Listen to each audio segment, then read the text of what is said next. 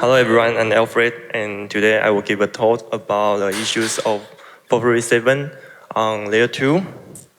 And I currently work at imToken Labs as a blockchain developer. And you can find more information about me in my personal website, chihaolu.me, and my Twitter handle is murmurlu. And here's the today's agenda. We have 4 target issues about the implementation of 437 on event-compatible layer 2s. And the first issue is authorization issues. I will introduce how to manage account in multi-chain. And next is the address issue. I will explain why the address is matters and why we shouldn't assume the address sent in 437. And next is the fee issues. I will introduce how to get rational pre-verification case on layer 2. And the final topic is contract accessibility. And before the target issues, I have a quick introduction for you to understand today's topic. So what causes the difference? We often subconsciously assume that implementation of 437 should be the same between the Ethereum and layer 2, but we may meet some problems like protocol difference and synchronization challenges. It will cause our implementation of 437 different. So for example, you may meet variations in EIP, RIP, hard forks, upcodes, gate structures, and fee mechanisms. And you may meet some synchronization problem like you cannot simply send one transaction and affect accounts across all chains simultaneously. But why we rarely discuss these issues before, it is because in the past, from the perspective of EOA, we share the same address and same private key between the event-compatible layer 2s and Ethereum. And even so, the asset is not synchronized, but the same address and same private key can make sure you use the identical authorization mechanism of your account. And now you have contract and AA accounts, not only the asset fragmentation, but your account address may differ and authorization methods will differ, and ownership states may differ too. Okay, the first topic is authorization issues. So if we want to change an account ownership on chain X, how do we ensure that chain Y updates as well? It means we usually want to call a transfer ownership function to modify our variable which perform as ownership storage in your contract account. So what happens if it succeeds on one chain but not another? And this problem will occur in 2 scenarios too, like the changing signature verification. For example, you may want to change from passkey to multi-sig. And another scenario is if an user's control key is lost and you have a recovery mechanism in your contract account, how to achieve the recovery across all chains. So our target question is there any protocol that can automate multi-chain authorization updates or make management easier? The first solution is multi-chain signing. In multi-chain signing, the user can sign a single usurpation once and broadcast it across multiple chains, instead of signing multiple usurpations to perform your authorization in multiple chains. So how to do the multi-chain signing? There are 2 approaches currently. The one is Coinbase's approach. It ignores the chain ID field from your usurpation hash. So in your contract account, in the signature verification phase, the signature doesn't include chain ID, means it won't verify your chain ID from a signature. And another approach is zero-day Merkle tree. It combines multiple usurpation hash values from different chains into a single Merkle root. It means the user only need to sign a single Merkle root to perform their authorization for the multiple user operation in different chains.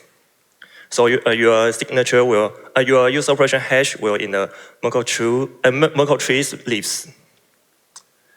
And they, both methods all share a common trait. They bypass the chain ID restriction during signature verification. The Coinbase's approach ignores chain ID field in the user operation hash, and Zero Day's approach includes all possible chain IDs within the Merkle tree. And another solution is wallet provider support. If you are using a web-based wallet, you need a database to check the user's current authentication method chain because the web author need to record the domain and device. And if you have web author validator in chain A and ECDSA validator in chain B, you may need this database to record your validator. And another example is if you only have ECDSA validator but you have different ownership, aka public key in different chains, you also need a database to record it. So the database can ensure a seamless and secure user experience. And wallets can also provide an alert or a one-click sync function to unify the authorization methods across all chains, and it can help your user, it can notice user what they should do. And next issues is address issues. So why address is issues? It is because from an EOA perspective, users expect their account address to be the same. So if they doesn't have this in their mindset, they will unknowingly send funds to a recipient they don't have control, and it will lead to asset risk. And some bridges assume the same address between the two nodes. So if your user doesn't double check the recipient address, it will also cause the asset risk. And when your user register their ENS name, they should double check the registering address too.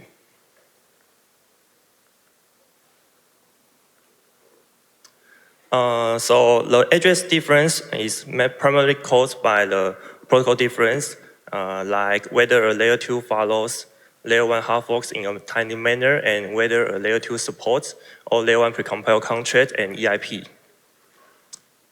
And not only the layer 2 cause difference, but the layer 1 may doesn't support some layer 2 exclusive features, like zkSync uses a different encoding method for contract creation opcodes, and Ethereum mainnet doesn't support certain RIP.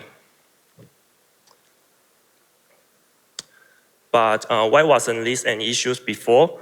It is because in the past, like the merge, it only affects a little subset of your current smart contract, but the newer opcodes like push 0, which is introduced by Shanghai hard fork, will almost affect every contract in Ethereum. And the ERC-4337 also amplify the importance of consistent address. Next, I will introduce some past and future hard fork impacts.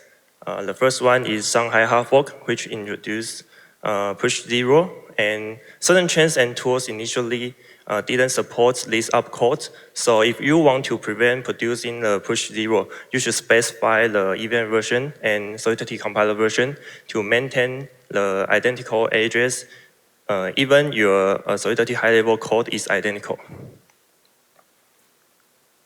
And Cancun also introduced new opcodes, but it's not affect as significant as push 0 because currently the solidity compiler doesn't allow transient storage as your data storage with the high-level solidity code. You should use the tstore and tload opcodes with inline assembly. And in the future, once EOF goes live, we will likely encounter similar issues. And so how to make sure the edges identical, or how to solve the edges issue? The simplest way is fix both the event version and solidity version when you compile your code. For push 0, you can specify the 0.8.19 as your event compiler version, and specify the Paris as your event version, and this can prevent the push 0 producing. And you may need some tool like event diff to help you know the difference between layer 2 and mainnet. But the number of decision-making criteria will only grow over time because we will only have more and more hard forks and more new opcodes. So the long-term solution is do not assume that an account will have the same address across all chains. This should be a fundamental mindset shift, and you may notice your user, or you can help them to use the ENS, and it can enhance a lot of user experience. And next issues is fee issues. For the wallet provider like imToken, calculating pre-verification gas in 4337 is a hard issue because in layer 2, the pre-verification gas includes layer 1 cost and layer 2 cost. And before I introduce how to get a rational PVG from the perspective of layer 2, let's recap the PVG first. So in 437, the bundler sends user operation to an entry point by calling the handle ups function on the entry point contract, and it is a regular transaction, and we call it bundle transaction, and it is a superset of the verification phase and execution phase.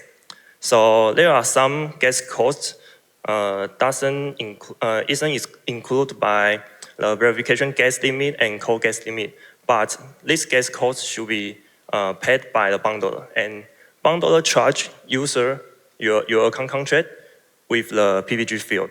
So you can see the 10-day gas profile for the handle ups function. You can see the validate prepayment is verification phase, and execute user up means your execution phase. And there are some gas cost isn't included by the verification phase and execution phase. So you need to specify the PVG field to pay this cost to the bundler. So the PVG means the gas cost cannot be checked via changes in gas left on chain. And PVG includes the following two parts. The first part is the cost of processing and user operation in the entry point contract, like 21,000 Stephen and memory usage and copy. And the memory usage cost means if you have more code data in your bundle transaction, you need to pay more gas cost for the memory expansion and intrinsic gas. And another part of PVG is additional expense. You may pay the subsidy for prioritizing the bundling of the user operation from the main pool, which means you pay more to let the bundler pick your user operation from the main pool quickly. And a fee for bundlers to prioritize their bundle transaction with the block builder. And on layer 2, you must account for layer 1 security fee. And this is what we talk about today. So how to get rational PVG on layer 2? The total cost for bundle transaction is equal to layer 1 cost plus layer 2 cost. Layer 1 cost means this bundle transaction security cost from the perspective of layer 1, and layer 2 cost means the processing cost of this bundle transaction on layer 2. And then we can do some math.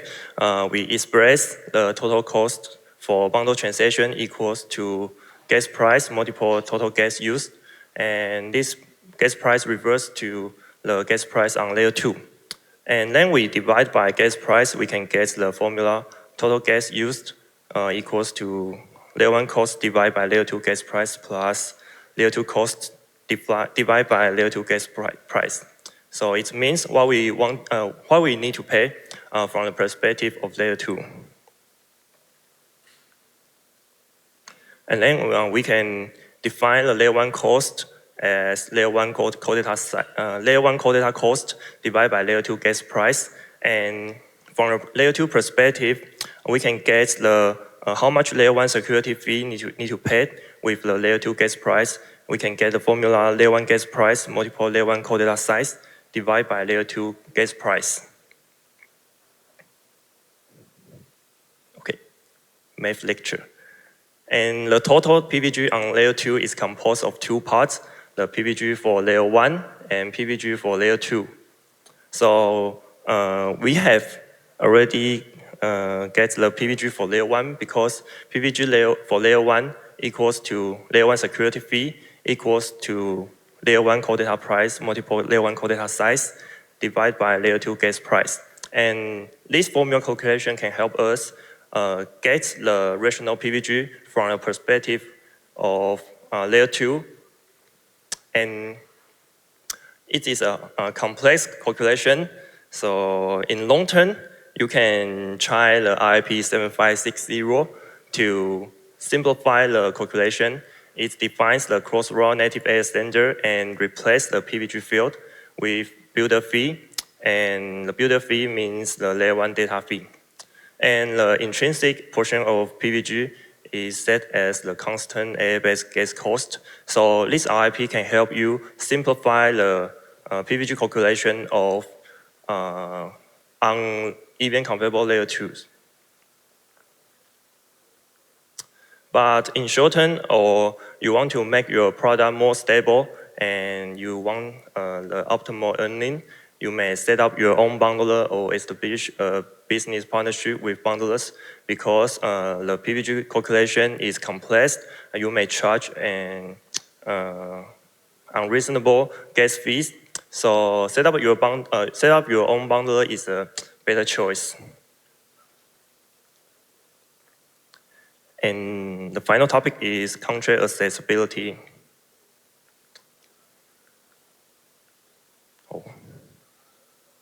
The first one is infra accessibility. We assume the event compatible layer 2 should support all of Ethereum precompilers, but some like Scroll may not fully support due to circuit limitations. And you may, if you are using A accounts, you may want to use the SCCP 256R1 signature verification in your contract account. So you may try the Dymos implementation or RIP7212 to verify your P256 signature. And if you are using the R1 signature verification, you should check your verifier contract is accessible in your target contract, in your target chains. And next is the service accessibility. Choosing bundler and paymaster is a hard question for 447 developers. There is a very embarrassing problem is many services depends on nodes such as your bundler, paymaster, and relayers. And before they actually send the transaction or return some results to you, they will do the simulation. And let's take the 7212 as an example here. If the service you are using doesn't use the latest node, it will cause problems in simulation phase. For example, the optimism supports the RIP7212 in 2024 Q3, and Alchemy Bundler is expected to support the P256 precompile by 2025 Q2. So if you are using R1 as your signature verification mechanism, and you send your user operation to the Alchemy Bundler within this period, your user operation will fail due to the simulation fail. And it may not affect your contract logic. It won't let your account stolen. but it will affect your product stable because users have a valid signature, but their user operation cannot be sent. And next is tool accessibility. We usually use some development frameworks and tools like Foundry Creative Factory Contract, multi-core free contract, Slicer, and we need to check if they support the new hard fork or not. And it is because there is always a period of transition before and after a hard fork. So if you do the important operations like deploying contracts, launching products, or upgrading contracts in this period, it is very risky and inconvenient. Okay, the conclusion. Today we cover some issues like account synchronization, authorization mechanisms, address consistency, and PVG calculations on layer 2. And here are some key takeaways for you. If you want to manage the cross-chain accounts, you can try the multi-chain signing to help your user sign only once to send it broadcast to multiple chains.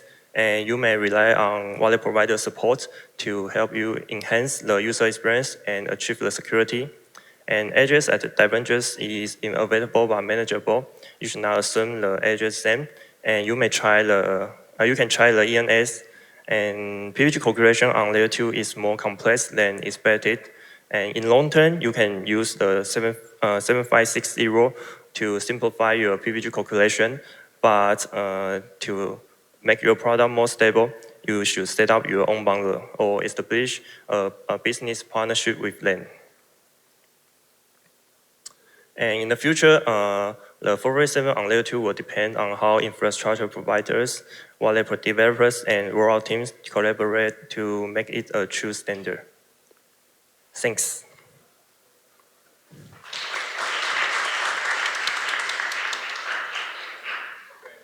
Thank you, Alfred. Do we have any questions from the audience? Okay, I have one. I'm curious about, is 4337 your interest, or why do you study 4337 so hard? Okay, because we are developing our web app, a new cutting-edge wallet which use the 437, and today's I share the issues about how we meet on layer 2, and if you want to know more about imToken's wallet, you can go to building A to listen Nick's talk in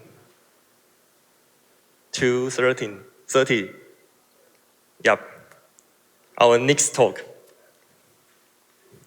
Okay, then thank you, Alfred, for giving such a good talk on ERC-4337. The next panel